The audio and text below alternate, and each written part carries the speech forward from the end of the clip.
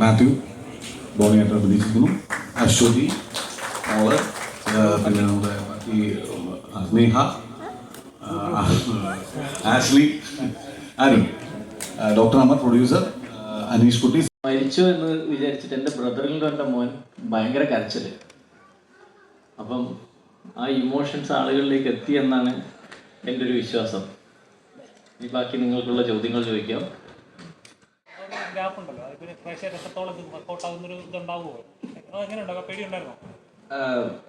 First of all ഒരു 3D ചിത്രത്തിൻ്റെ ഭാഗമാകാൻ പറ്റിയത് ഭയങ്കര സന്തോഷമുണ്ട്. കാരണം ഇപ്പം ചെറുപ്പം മുതൽ 3D സിനിമകൾ കണ്ടിട്ട് ഒരിക്കലും നമ്മൾ പ്രതീക്ഷിക്കുന്നില്ല ഒരു 3D സിനിമയുടെ ഭാഗമാകാൻ പറ്റുന്നത്. അപ്പോൾ അതിൽ ഭയങ്കര സന്തോഷമുണ്ട്. ദിലീഷേട്ടൻ നേരത്തെ ഇൻ്റർവ്യൂകളിലൊക്കെ പറഞ്ഞ പോലെ ഇതിൽ 3D എന്നുള്ള പ്ലാൻ പോസ്റ്റ് പ്രൊഡക്ഷനിൽ വന്നതാണ്. അപ്പോൾ അത് കുറച്ചും കൂടെ നമ്മൾ എന്താ വ്യൂയിങ് എക്സ്പീരിയൻസ് അല്ലെങ്കിൽ ചുമ്മാ ഒരു 3D പടത്തിന് വേണ്ടി 3D ആക്കിയതല്ല.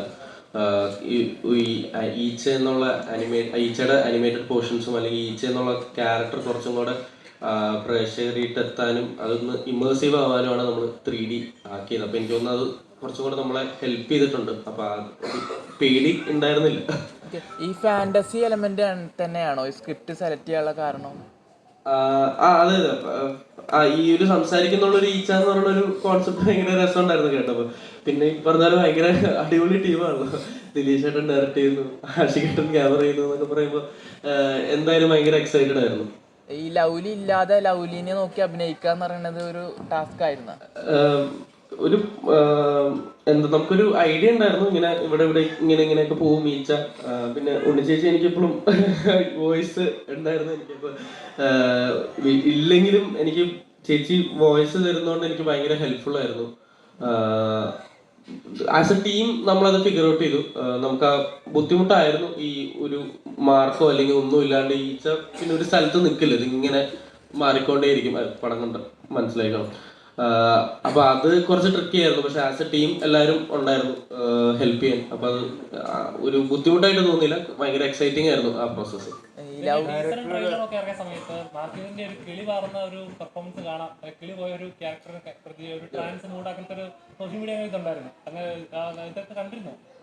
അങ്ങനെ ഞാൻ കണ്ടില്ല.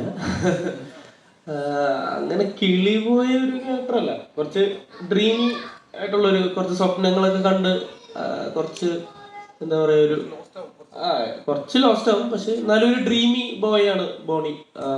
അങ്ങനെ കിളി പോയി നടക്കുന്നതായിട്ട് തോന്നുന്നില്ല എനിക്ക്. അതല്ലാതെ മറ്റൊരു കേസ് ആണെങ്കിൽ അത് കുറച്ചുകൂടി കുട്ടികൾക്കൊക്കെ കുറച്ചുകൂടി കണക്റ്റ് ആവും എന്ന് എനിക്ക് തോന്നി. അപ്പോൾ അതെന്തുകൊണ്ടാണ് ഈ ഒരു കാര്യം തന്നെ എടുക്കാൻ കാരണം? ഇതിന് ഒരു ഇപ്പം നമ്മൾ പറയുന്ന എന്തെങ്കിലും ഒരു മറ്റൊരു കേസാണെന്നുണ്ടെങ്കിൽ ഇതിൻ്റെ ഒരു സോഷ്യൽ റിലവൻസിനെ കുറിച്ച് നമുക്ക് പറയാൻ പറ്റില്ല. അതിൻ്റെ ഒരു സബ് ടെസ്റ്റ് തന്നെയാണല്ലോ. അപ്പോൾ ആ സബ് ടെസ്റ്റിലേക്ക് പോകുമ്പം ഇത്തരം വിഷയങ്ങളിൽ മാത്രം ഇതൊരു വളരെ ചെറിയ കുട്ടികൾക്ക് വേണ്ടി ഡിസൈൻ ചെയ്തൊരു പടമല്ല. ഇതൊരു 13+ വരുന്ന കുട്ടികൾക്ക് വേണ്ടിയിട്ടുള്ള അല്ലെങ്കിൽ ആളുകൾക്ക് വേണ്ടിയിട്ടുള്ള ഒരു പടമാണ്. അല്ലാതെ ഇതൊരു നമ്മളൊരു പൂർണ്ണമായും കുട്ടികളുടെ ചിത്രമെന്ന അവകാശവാദമില്ല. അപ്പം ഇത്തരത്തിലുള്ള കണ്ടന്റുകളും കാര്യങ്ങളും പറയുന്നത് സമൂഹത്തിന് അതിൻ്റേതായിട്ടുള്ളൊരു റിഫ്ലക്ഷൻ ഉണ്ടാക്കാൻ സാധിക്കും.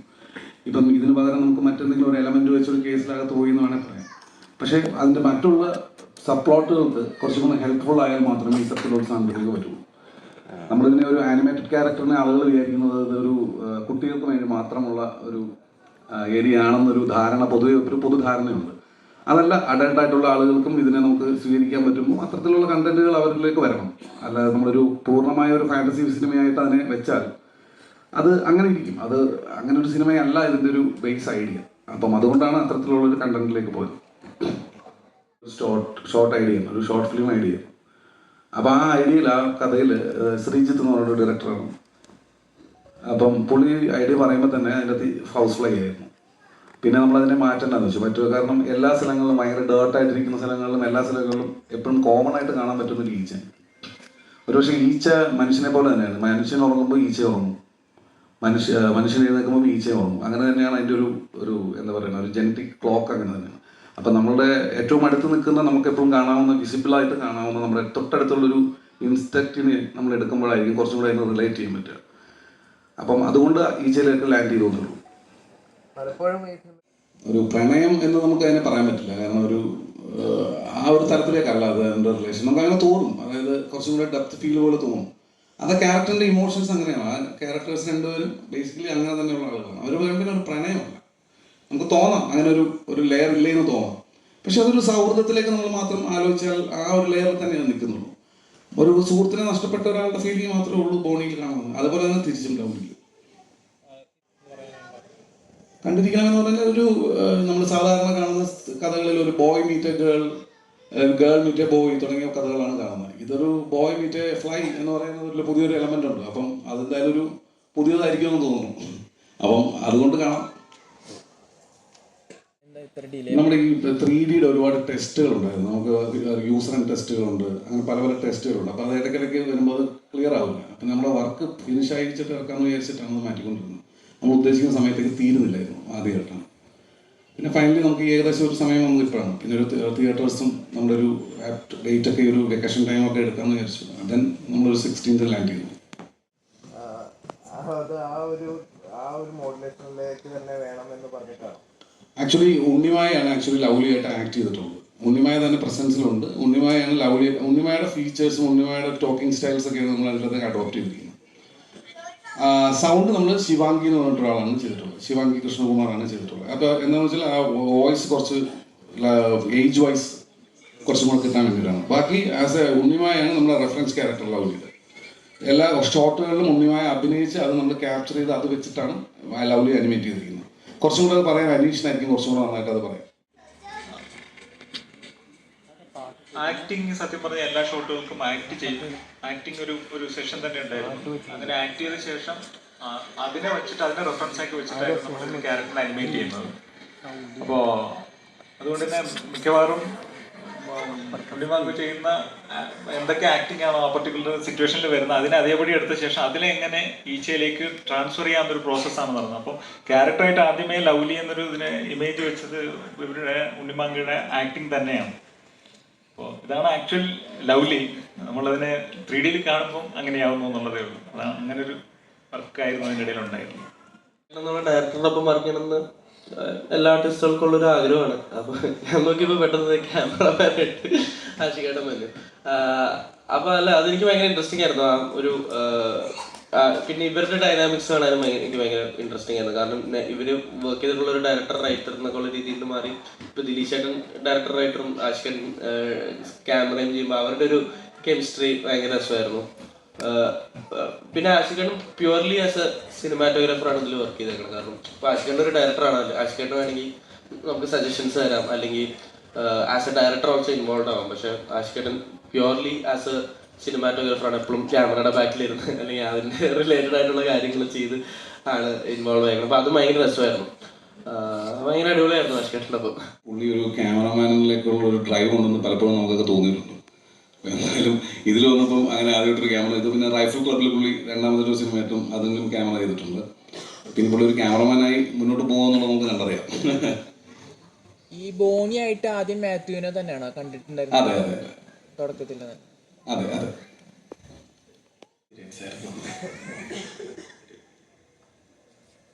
ഇത്ര നല്ലൊരു ക്രൂവിൻ്റെ ഒപ്പം തന്നെ വർക്ക് ചെയ്യാൻ പറ്റി വളരെ നല്ലൊരു എക്സ്പീരിയൻസ് ആയിരുന്നു. പിന്നെ കുമ്പളങ്ങ ഹൈറ്റ്സ് കഴിഞ്ഞിട്ട് പിന്നെ ഹോം ചെയ്തു ഞാൻ. അത് കഴിഞ്ഞിട്ട് ചെയ്ത പടമാണ് ലവ്ലി. അപ്പോൾ ഈ ക്രൂവിൻ്റെ ഒപ്പം തന്നെ മാത്യുവിൻ്റെ ഒപ്പം തന്നെ അഭിനയിക്കാൻ പറ്റി എനിക്ക് നല്ലൊരു കംഫോർട്ടായിരുന്നു. പിന്നെ ആശികേട്ടൻ ക്യാമറ ചെയ്യുന്നു എന്നൊക്കെ പറഞ്ഞപ്പോൾ ഞാൻ എക്സൈറ്റഡ് ആയിരുന്നു. പിന്നെ എല്ലാവരും ഉണ്ടായി, കൂളായിരുന്നു. അപ്പം ഞാനും സെയിം. എനിക്ക് പെട്ടെന്ന് ഓർമ്മ വരുന്നൊരു കഥ എന്ന് പറഞ്ഞാൽ, ഞാൻ സെറ്റിൽ ഇങ്ങനെ എൻ്റെ റോളിനെ കുറിച്ച് കൂടുതൽ ചോദിച്ച് മനസ്സിലാക്കുമായിരുന്നു. അതായത് ഷൂട്ട് കഴിയാറായി, ഏറ്റവും ലാസ്റ്റത്തെ ഘട്ടം. അപ്പോൾ ഞാൻ ദിലീഷേട്ടനോട് ഇങ്ങനെ ഒരു കാറിൽ പോണ വഴി, ചേട്ടാ എൻ്റെ കുടുംബ പശ്ചാത്തലമൊക്കെ എങ്ങനെയാണ് എന്നൊക്കെ ചോദിച്ച് കുറേ അനാവശ്യ ചോദ്യം ചോദിക്കായിരുന്നു. അപ്പോൾ ദിലീഷേട്ടൻ പറഞ്ഞ്, നിനക്ക് ആകെ 2 സീനുകൾ അഭിനയിച്ചിട്ട് പെട്ടെന്ന് പോടാ എന്നൊരു ചോദ്യം ചോദിക്കും. അപ്പം ഭയങ്കര എൻജോയ് ചെയ്തൊരു ഷൂട്ടാണ്. അപ്പം ഭയങ്കര ഭാഗ്യം എന്ന് വെച്ചാൽ ഞാനിപ്പോൾ അഭിനയിച്ച പടക്കളം എന്ന് പറഞ്ഞിട്ടൊരു സിനിമയും തിയേറ്ററുകളിലുണ്ട്. അപ്പോൾ അതേ സമയത്തൊരു മറ്റൊരു സിനിമയും കൂടെ വരിക എന്ന് പറഞ്ഞാൽ ഭയങ്കര എക്സൈറ്റിംഗ് ആണ് ആസ് എൻ ആക്ടർ. അപ്പം പ്രത്യേകിച്ച് ഒരു 3D സിനിമ എന്നൊക്കെ പറയുമ്പോൾ നമുക്കിനി ഭാവിയിലേക്കൊക്കെ പറയാമല്ലോ നമ്മളൊരു 3D പടത്തിൽ അഭിനയിച്ചിട്ടുണ്ട് എന്ന്. അത്രയും ഭയങ്കര സന്തോഷം തോന്നുന്നു ഒരു ടെക്നിക്കലി ഇത്ര അഡ്വാൻസ്ഡ് ആയിട്ടൊരു പടത്തിൻ്റെ ഭാഗമാവുകയും. ബാക്കി നിങ്ങൾ പറയുന്നതാണ് ഞാൻ കേൾക്കാൻ ആഗ്രഹിക്കുന്നത്. എങ്ങനെ ഉണ്ടായിരുന്നു പടം, അല്ലെങ്കിൽ നിങ്ങൾക്ക് എങ്ങനെ വിഷ്വല് എങ്ങനെ തോന്നി, 3D എഫക്ട്സും സാധനങ്ങൾ എങ്ങനെ തോന്നി എന്നറിയാനും നമുക്കും ഭയങ്കര എക്സൈറ്റ്മെന്റ് ഉണ്ട്. സോ അതാണ്. നമ്മുടെ കുടുംബത്തിലെ ഒരാളെന്നുള്ള നിലയ്ക്ക് ഭയങ്കര ഒരു ഫാൻ ബേസ് ഉണ്ട്. പുള്ളിക്കാരുടെ ഇൻ്റർവ്യൂ ഒക്കെ ആ രീതിയിൽ വൈറലാണല്ലോ. അപ്പോൾ ആളുടെ സാന്നിധ്യം ഈ പ്രൊജക്റ്റിനെ എത്രത്തോളം സഹായിച്ചു? ശിവാംഗി ആക്ച്വലി ഇതിൻ്റെ ഒരു ലാസ്റ്റ് സ്റ്റേജിലാണ് എത്തുന്നത്. നമ്മൾ തമിഴ് ചെയ്തിരുന്നു, തമിഴ് ഡബ് ചെയ്തിരുന്നു. ആ ഡബ് ചെയ്ത് ശിവാംഗി ആയിരുന്നു. അപ്പോൾ നമ്മൾ നോക്കിയപ്പോൾ ആ സൗണ്ടിനും ഒരു ഇത്തരത്തിലുള്ളൊരു ആനിമേറ്റഡ് ക്യാരക്ടർ, ഒരു എന്താണ് പറയുക, ഒരു ഈച്ച പോലെ ഒരു ക്യാരക്ടറിന് ആ സൗണ്ട് സ്യൂട്ടബിളാണ്. അപ്പോൾ നമ്മൾ മലയാളം ട്രൈ ചെയ്തപ്പോൾ നന്നായി വർക്കാവുന്നുണ്ട്. അപ്പം അങ്ങനെ ശിവാംഗി ഇതിനകത്ത് പിന്നായിരുന്നു. ശിവാംഗി വളരെ ഭയങ്കര എനർജറ്റിക് ആയിട്ടുള്ള ഒരാളാണ്, വളരെ സ്മാർട്ടും. അപ്പോൾ എന്തായാലും ശിവാംഗി വന്നതിൽ നമുക്ക് ഭയങ്കര അഡ്വാൻറ്റേജ് ഉണ്ട്. ഇപ്പോൾ ഈ ട്രെയിലറിൻ്റെ കമൻറ്റ് സെക്ഷനിൽ നോക്കിയാലും ശിവാംഗി ഫാൻസ് ഭയങ്കരമായിട്ട് കമൻറ്റ് ഇടുന്നതൊക്കെ ശ്രദ്ധിച്ചിട്ടുണ്ട്. അതെ അതെ അതെ. അപ്പം ശിവാംഗി വളരെ അത്ര എന്താ പറയുക വൈറലായിട്ടുള്ള ഒരാളാണ്. ഈ തമിഴിൽ റിലീസ് ഉണ്ടോ അപ്പോൾ? ഉണ്ട്. അടുത്ത ആഴ്ച ആയിരിക്കുള്ളൂ. അതിനുശേഷം വരുന്ന കഥാപാത്രങ്ങളിൽ സിനിമകൾ എങ്ങനെ ചൂസ് ചെയ്യുന്നത്, എത്രത്തോളം ഡെപ്ത് ഉള്ള അങ്ങനെ ഒരു എപ്പോഴും ഉണ്ടാവില്ല. നമ്മുടെ ക്യാരക്ടർ ഒരു തവണ രജിസ്റ്റർ ചെയ്ത് കഴിഞ്ഞ് കഴിഞ്ഞാൽ ആ ഗ്യാപ്പ് കീപ്പ് ചെയ്യാനായിരിക്കും ശ്രമിക്കുന്നത്. എത്രത്തോളം കെയർഫുള്ളാണ്?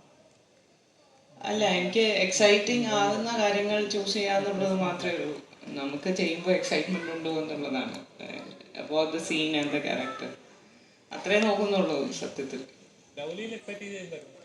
ലവ്ലി, ഞാൻ ഭയങ്കര അനിമേഷൻ പടങ്ങൾ കാണുന്ന, എനിക്ക് അനിമേഷനോട് ഭയങ്കര ക്രേസാണ് ആക്ച്വലി. അപ്പോൾ ഒരു അനിമേഷൻ ക്യാരക്ടറിന് വേണ്ടിയിട്ട് അഭിനയിച്ച് നോക്കാൻ പറ്റി എന്നുള്ളതിൽ ഗ്രേറ്റ്ഫുള്ളാണ്. കുട്ടി സാറ് ഭയങ്കര ഹെൽപ്ഫുള്ളാണ്, അനീഷ് കുട്ടി സാർ. അപ്പോൾ ദിലീപ് പറഞ്ഞിരുന്നത് ലവ്ലിയുടെ ഡാഡിയും മമ്മിയും ഞങ്ങളാണ് എന്താണ്, അനീഷ് സാറ് ഡാഡി, ഞാൻ മമ്മിയുമാണ് എന്നുള്ള രീതിയിൽ ഞങ്ങളൊരു കുട്ടിയെ നർച്ചർ ചെയ്ത് എത്തിക്കുകയാണ് ചെയ്തിട്ടുള്ളത്. അപ്പോൾ അതിൽ അങ്ങനെ ഒരു അനിമേഷൻ ക്യാരക്ടറിന് വേണ്ടിയിട്ട് അതിൻ്റെ മൂവ്മെന്റ്സ് എങ്ങനെയാണ് എന്ന് നമുക്ക് ടോട്ടലി ഇൻഡെപ്തിൽ മനസ്സിലാക്കാൻ സാധിക്കുന്നത് അതിന് വേണ്ടി വർക്ക് ചെയ്യുമ്പോൾ തന്നെയാണ്. അപ്പോൾ ആ സ്ഥിതിയിൽ ലവ്ലി എനിക്ക് ഭയങ്കര ലേണിംഗ് പ്രോസസ്സിൽ ഭയങ്കര അധികം ഹെൽപ്ഫുള്ളായി നിന്നിട്ടുള്ള ഒരു ക്യാരക്ടറാണ്. ഞാൻ സ്ക്രീനിലില്ല, എനിക്കറിയാം ഞാൻ സ്ക്രീനിൽ ഉണ്ടാവില്ല എന്നുള്ളത്. പക്ഷെ ഞാൻ ഷൂട്ടിൽ മുഴുവൻ വർക്ക് ചെയ്തിട്ടുണ്ട്. ആ വർക്ക് ചെയ്തതും ഇതിൻ്റെ പ്രോസസ്സ് എങ്ങനെയാണ് എന്ന് മനസ്സിലാക്കാൻ വേണ്ടിയിട്ടാണ്. അത് ഒരുപാട് ലേയേഴ്സ് ഉണ്ട് ആ പ്രോസസ്സിന്. അപ്പോൾ അത് ഭയങ്കര അടുത്ത് നിന്ന് കാണാൻ പറ്റി, കുട്ടിസാറിൻ്റെ കൂടെ തന്നെ അതിൽ സഞ്ചരിക്കാൻ പറ്റി എന്നുള്ളതിൽ ഭയങ്കര ഗ്രേറ്റ്ഫുള്ളാണ്. ഒരു സ്ത്രീ എന്നുള്ള നിലയ്ക്ക് കൂടെ എന്തെങ്കിലും പറയാനുണ്ടോ? അത് ഷൂട്ട് ചെയ്യുമ്പോഴോ? അല്ല, ഇപ്പം ഇത് അതായത് ഒരു സമൂഹത്തോട് ആ ഒരു കണ്ടന്റ് പറയുമ്പോൾ ആ കണ്ടന്റുമായിട്ട് ബന്ധപ്പെട്ട് ശരിക്കും പറഞ്ഞാൽ ഒരു സ്ത്രീ എന്നുള്ള നിലയ്ക്ക് എന്തെങ്കിലും പറയാനുണ്ടോ? സ്ത്രീക്ക് അങ്ങനെ ഒരാൾ ഒരു ഇൻസിഡന്റ് ഉണ്ടായാൽ ഈ പറയുന്ന പ്രതികരണമാണോ വേണ്ടത് എന്നുള്ള രീതിയിൽ? എനിക്ക് ഇതിനെപ്പറ്റി ഒത്തിരി ഇപ്പം റിവീൽ ചെയ്യാൻ പറ്റുമെന്ന് എനിക്ക് തോന്നുന്നില്ല. കാരണം പടം ആൾക്കാർ കാണണമല്ലോ. എൻ്റെ ക്യാരക്ടർ ഞാനതിൽ മനസ്സിലാക്കിയത് ആ സിറ്റുവേഷൻ കൊണ്ട് അങ്ങനെ റെസ്പോണ്ട് ചെയ്യേണ്ട വരുവാണ്. അതും ആ ക്യാരക്ടറും ചിലപ്പോൾ അത് ശരിയാണ് എന്ന് തോന്നില്ലായിരിക്കും. പക്ഷെ വേറെ വഴിയില്ല, അവർക്ക് അവരുടെ സർവൈവലാണ് ഇമ്പോർട്ടൻറ്റ്. അപ്പോൾ അതിനൊരു ഡിസിഷൻ എടുക്കുന്നു എന്നുള്ള രീതിയിലാണ് ഞാൻ മനസ്സിലാക്കിയത്. പിന്നെ നമ്മുടെ സൊസൈറ്റി ഒരു സ്റ്റേജിലെത്തണം ഇതിനോടൊക്കെ കംഫർട്ടബിൾ ആവുന്നത്. നമ്മളിപ്പോൾ ഇങ്ങനത്തെ ചില വാക്കുകൾ സീക്രട്ടായിട്ടല്ലേ പറയത്തുള്ളൂ, നമ്മൾ ഉറക്കെ പറയില്ലല്ലോ ഇപ്പോഴും. അപ്പം അതൊക്കെ മാറേണ്ട സമയമായി എന്ന് എനിക്ക് തോന്നുന്നുണ്ട്. സോ ഇവരൊക്കെ പറഞ്ഞ പോലെ തന്നെ ചെറുപ്പം തൊട്ടേ ഞാൻ ഒത്തിരി ആനിമേറ്റഡ് പടങ്ങൾ കാണുന്ന ഒരാളാണ്. ഞാൻ തിയേറ്ററിൽ തന്നെ പോയി കാണുമായിരുന്നു. പിന്നെ മറ്റേ നമ്മുടെ VCR അങ്ങനെ ഒത്തിരി ആനിമേറ്റഡ് പടങ്ങൾ ഞാൻ ഇപ്പോഴും കാണുന്ന ഒരാളാണ്. അപ്പോൾ അതുകൊണ്ട് തന്നെ ലവ്ലിയിലേക്ക് എന്നെ ഓഡിഷൻ വിളിച്ചപ്പോൾ ഞാൻ ഭയങ്കര ഹാപ്പി ആയിരുന്നു. പിന്നെ ദിലീഷ് ചേട്ടൻ്റെ ഇതിന് മുന്നേ ഉള്ള തമാർപ്പട എന്ന് പറഞ്ഞ പടം എനിക്ക് ഭയങ്കര ഇഷ്ടമുള്ളൊരു പടമാണ്. അപ്പം അങ്ങനെ മൊത്തത്തിൽ ഞാൻ എക്സൈറ്റഡ് ആയിരുന്നു അന്ന് അതിൻ്റെ സ്റ്റോറി പറഞ്ഞപ്പോഴൊക്കെ. വർക്ക് ചെയ്യാനും അടിപൊളിയായിരുന്നു. ഐ മീൻ നമുക്ക് ഇങ്ങനെ മിലിന്ദാണ് കാസ്റ്റിംഗ് ഡയറക്ടർ. അപ്പോൾ നമ്മൾ സീൻസൊക്കെ ഇങ്ങനെ ഇംപ്രവൈസ് ചെയ്ത് നോക്കുമായിരുന്നു. കൂടെ അഭിനയിച്ച ആക്ടേഴ്സും എല്ലാവരും ഭയങ്കര ലൈവായിട്ട് നിൽക്കുന്നവരാണ്. അപ്പം നമുക്ക് ഒത്തിരി പോസിബിലിറ്റി ഉണ്ടായിരുന്നു അഭിനയിക്കുമ്പോൾ. അങ്ങനെ പിന്നെ ആഷിക്കേട്ടനുണ്ട്, മാത്യു ഉണ്ട്, ടീമുണ്ട്, പിന്നെ നമ്മുടെ ജെൻസി ബോയ്സ് ഉണ്ട്. അപ്പം എല്ലാവരും ഭയങ്കര അടിപൊളിയായിരുന്നു. നല്ല സൂപ്പർ എക്സ്പീരിയൻസ് ആയിരുന്നു. അതും ഇപ്പോൾ ആൾക്കാർ ഓവറാന്ന് പറയുന്നത് ഓവറായിട്ട് തന്നെയാണ്. പിന്നെ ആ ക്യാരക്ടർ ചില സ്ഥലത്തൊക്കെ അവൻ്റെ സിറ്റുവേഷൻ എന്ന് പറഞ്ഞാൽ ഒരു മെഡിക്കൽ സിറ്റുവേഷൻ ഉണ്ട് ആ ക്യാരക്ടർ ഒരു സ്ഥലത്ത് പറയുന്നുണ്ട്. വാട്ടെവർ. അപ്പം അത് ആൾക്കാർക്ക് ഒരു മെജോറിറ്റി ഓഫ് ആൾക്കാർക്ക് അത് വർക്കായിട്ടില്ല എന്നുള്ളത് അത് മനസ്സിലാക്കുക എന്നുള്ളത് അത് ഓഡിയൻസും അല്ലെങ്കിൽ പ്ലാറ്റ്ഫോം മാറിയതിൻ്റെ പ്രശ്നമല്ല, അത് നമ്മൾ ചെയ്തതിൻ്റെ പ്രശ്നമാണ്. അപ്പോൾ അത് കുറച്ചും കൂടെ ചിലപ്പോൾ വൃത്തിക്ക് എല്ലാവർക്കും കൂടെ കൺവിൻസിങ് ആവുന്ന രീതിയിൽ ചെയ്യണമായിരുന്നു. അപ്പോൾ അത് നമ്മൾ ആ സമയത്ത് ഷൂട്ടിൻ്റെ സമയത്ത് എടുത്തൊരു ജഡ്ജ്മെൻറ്റ് പ്രശ്നമാണ്, അത്രേ ഉള്ളൂ.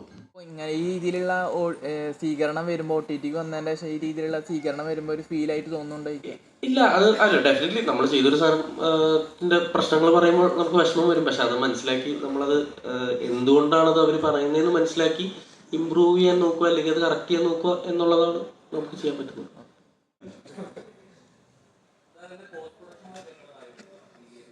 ഒരു എത്ര എടുത്തു 1 year മുകളിലെടുത്തുണ്ടായിരുന്നു. പിന്നെ ഇതിൻ്റെ 3D കൺവേർഷൻസ് ഉണ്ടായിരുന്നു. അപ്പോൾ അതിനൊരു വേറൊരു ടീം തന്നെയാണ്. അപ്പോൾ അതിലേക്ക് കൺവേർട്ട് ചെയ്യാൻ കുറേ സമയം എടുത്തു. കാരണം ഇത്രയധികം ഷോട്ടുകൾ എടുത്ത് കൺവേർട്ട് ചെയ്യണമല്ലോ. അപ്പോൾ അങ്ങനെ ഒരു വലിയൊരു നല്ല കാലഘട്ടം എടുത്തിട്ടുണ്ട്. എന്തായാലും ഒരു 600-700 ദിവസങ്ങൾ തന്നെ എടുത്തിട്ടുണ്ട് അതിന് ടോട്ടൽ പ്രോസസ്സിന്. ഷൂട്ട് ആക്ച്വലി 51 ദിവസം ഉണ്ടായിരുന്നു. ബാക്കി ഇതിൻ്റെ പോസ്റ്റ് പ്രൊഡക്ഷൻ പ്രോസസ്സായിരുന്നു വലുത്. ബഡ്ജറ്റ് എന്താണ് നമ്മുടെ പ്രൊഡ്യൂസർ പുള്ളി പറയും. ബഡ്ജറ്റ് വിചാരിച്ചത്രയൊന്നും വന്നിട്ടില്ല. അത് ആക്ച്വലി ഡയറക്ടറിൻ്റെയും അനീഷിൻ്റെയും ഒക്കെ എന്താ പറയണ്ടേ അവരുടെ കഴിവാണ്. പറഞ്ഞ ബഡ്ജറ്റിനേക്കാളും മുകളിലൊന്നും പോയിട്ടില്ല.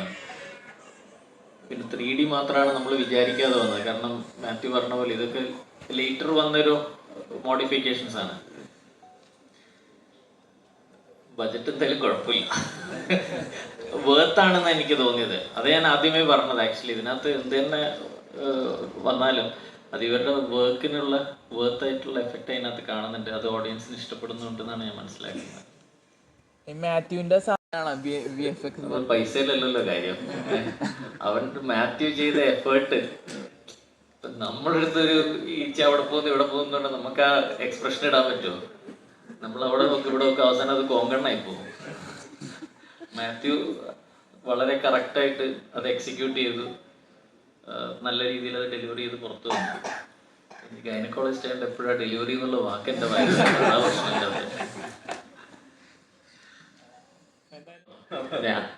ഗൈനക്കോളജിസ്റ്റിന് ഡെലിവറി ചെയ്ത് പുറത്തെടുക്കാനേ പറ്റുള്ളൂ. ഞാൻ ഡെലിവറി ചെയ്ത് നല്ല ആരോഗ്യമുള്ള ഒരു കുട്ടീനെ തന്നിട്ടുണ്ട്. നിങ്ങൾ നല്ല രീതിയിൽ അതിനെ വളർത്തി വലുതാക്കണം. അങ്ങനെ വന്നാൽ ഞങ്ങൾ ഇതിൻ്റെ രണ്ടാമത്തെ കുട്ടിയെ കുറിച്ച് കൂടി ആലോചിക്കും. ഓക്കെ. ഡോക്ടർ എപ്പോഴും പറയുന്നത് ഞാൻ അവിടെ സർജറി ചെയ്യട്ടെ എന്നാലും ഇവിടെ ബാറ്റ് കൊടുക്കാൻ പറ്റുള്ളൂ എന്ന് പറയുവേ. അങ്ങനെയൊന്നും പറയല്ലേ. അവസാനം അവിടെ കണ്ണൂർ പോകുമ്പോൾ നാട്ടുകാരെന്നെ പഞ്ഞിക്കിടും. ഞാൻ മൊത്തം ബില്ല് കൂട്ടിയിടുക എന്നൊക്കെ പറഞ്ഞിട്ട് അങ്ങനെയൊന്നുമില്ല കേട്ടോ. വളരെ തുച്ഛമായ രീതിയിൽ ഡെലിവറി നടത്തിക്കൊണ്ടുവന്ന ഒരു സാധാരണ ഗൈനക്കോളജിസ്റ്റാണ് ഞാൻ. ഇതെനിക്കൊരു മാർക്കറ്റിംഗ് ആയിക്കോട്ടെ. ഞാൻ ആഷിഖ് ഭായ് എന്നോട് പറഞ്ഞേ ഒരു ദിവസം ഡോക്ടറെ ജയിലിന്റെ സീനും കൂടി അഭിനയിച്ചിട്ട് പോയാൽ മതി. ഞാൻ പറഞ്ഞു ആഷിക്കട്ടെ ഇത് അഭിനയിക്കാൻ നിന്നാൽ നാളത്തെ ബാറ്റ് മുടങ്ങും. പറഞ്ഞു അയ്യോ വേണ്ട വേണ്ട, അത് നമുക്ക് പിന്നീട് സ്റ്റിച്ച് ചെയ്ത് ചേർക്കാം, ഡോക്ടർ ധൈര്യമായിട്ട് പോയിട്ട് ഡെലിവറി എടുക്കുക. അപ്പം എന്തായാലും എല്ലാ ടീമിനോടും എനിക്ക് വലിയ നന്ദിയുണ്ട്. കാരണം ഞാനൊരിക്കലും ഷൂട്ടിംഗ് സ്ഥലത്ത് എൻ്റെ ഷൂട്ട് ഡേയ്സിനല്ലാതെ ഞാൻ ഒരിക്കൽ പോലും വന്നിട്ടില്ല, പ്രൊഡ്യൂസർ ആണെങ്കിൽ കൂടെ. പക്ഷേ വളരെ നല്ല രീതിയിൽ അനാവശ്യമായി ഒരു ചെലവുകളും നടത്താതെ നല്ല രീതിയിൽ അത് ദിലീഷ് ഭായ് എക്സിക്യൂട്ട് ചെയ്ത്. കാരണം അങ്ങേരും ഇതിൻ്റെ പ്രൊഡക്ഷൻ പാർട്ടാണല്ലോ. അപ്പം ആ ഒരു വേദന ഒരു പ്രൊഡ്യൂസർ അപ്പുറത്തുണ്ട്, ശരണ്യ ദിലീഷിൻ്റെ വൈഫ്. അപ്പം എല്ലാം നന്നായി വന്നു എന്ന് വിചാരിക്കുന്നു.